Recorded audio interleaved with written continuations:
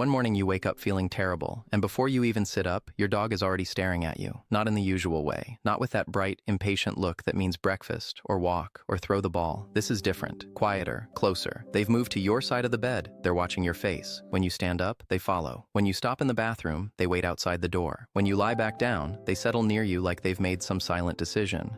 Today, I'm not leaving you alone. And if you've ever been sick with a dog in the house, you know how strange this feels. Because it doesn't look random. It looks intentional. Almost like your dog noticed something was wrong before you fully admitted it to yourself. That's the part that stays with people. Not just that the dog became clingy, but that the behavior felt different from ordinary affection. More focused, more serious, more like monitoring than cuddling. Most people think they already understand this. They assume the dog is just reacting to a change in routine. You stayed home, so now you're available. You're lying still, so you're easier to sit next to. You sound softer, move slower, and give off the kind of energy that invites closeness.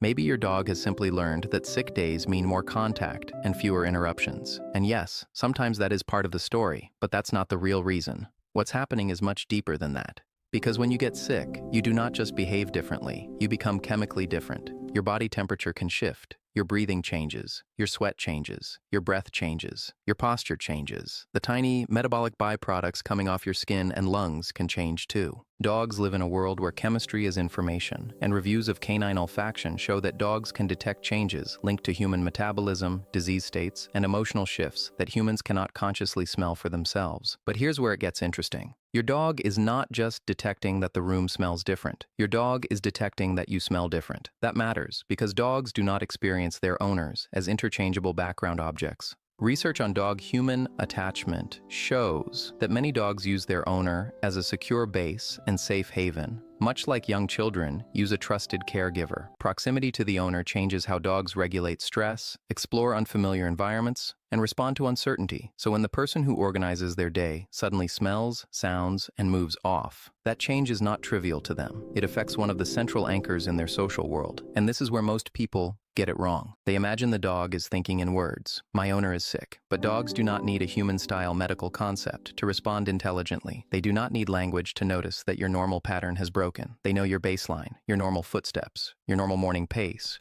your normal voice, your normal scent. When all of those things shift at once, your dog is not encountering a vague mystery. They are encountering a familiar person in an unfamiliar state. There's a study that makes this even more revealing. In an fMRI experiment, researchers found that a familiar human scent produced the strongest caudate activation in dogs' brains. That matters because the caudate is associated with reward and positive expectation. In plain English, the smell of a familiar person is not just recognizable to a dog. It is meaningful, valuable, emotionally loaded. Even without the person being visible, the scent alone carries social significance. So when you're sick, your dog may be dealing with a kind of sensory contradiction. You still smell like you, but not exactly like you. You still sound like you, but weaker, flatter, slower. You are familiar and altered at the same time. And that combination may be exactly why so many dogs begin checking on their owners more intensely when something is wrong. Not because they are confused in a helpless way, but because your altered state pulls their attention toward you. And the science gets stranger.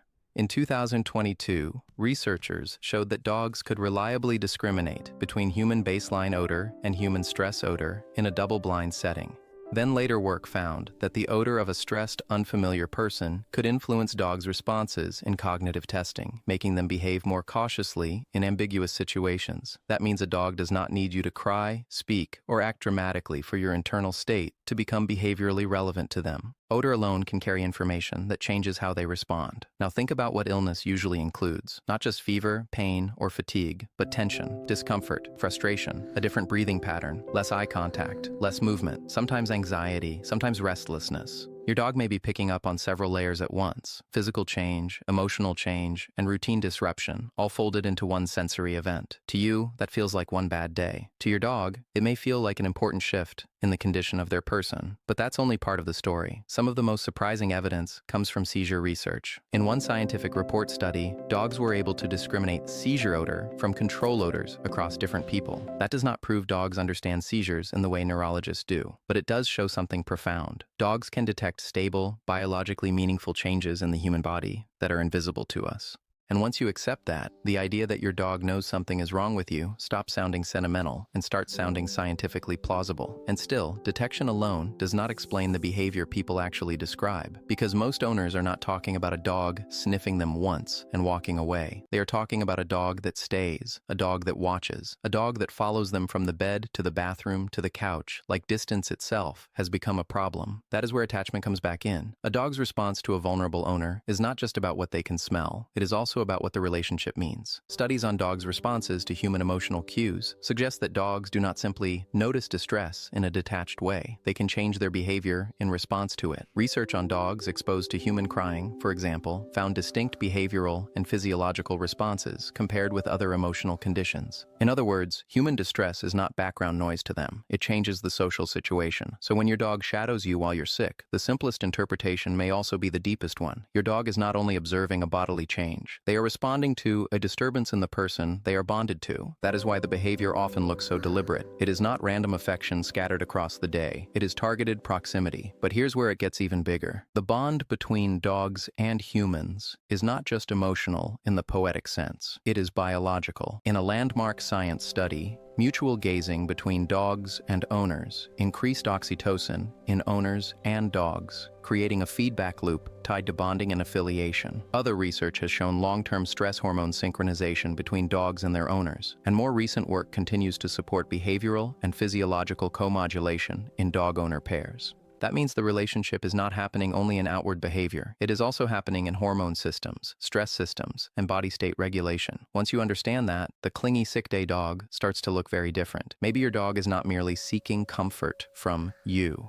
Maybe your dog is trying to maintain regulation through you. Maintain contact, maintain the bond, maintain access to the person whose scent, voice, and presence are part of their internal stability. And that makes the next part especially important. Over thousands of years, dogs were not selected just for surviving near humans, but for reading us. Modern dogs are unusually good at following human gestures, tracking our attention, and responding to our emotions. Reviews of the human-dog relationship argue that the bond often resembles attachment systems seen in human caregiving relationships, and comparative work even suggests that human-directed attachment behavior is not just a superficial trick of training. It is deeply embedded in how dogs function socially around us. So when your dog refuses to leave your side while you're sick, that behavior may be the visible surface of something ancient. A domesticated animal shaped across generations to monitor human states, staying close when the human at the center of its life no longer seems quite right. But here's the part that changes how most people see it. Your dog may not be thinking, "I feel sorry for you."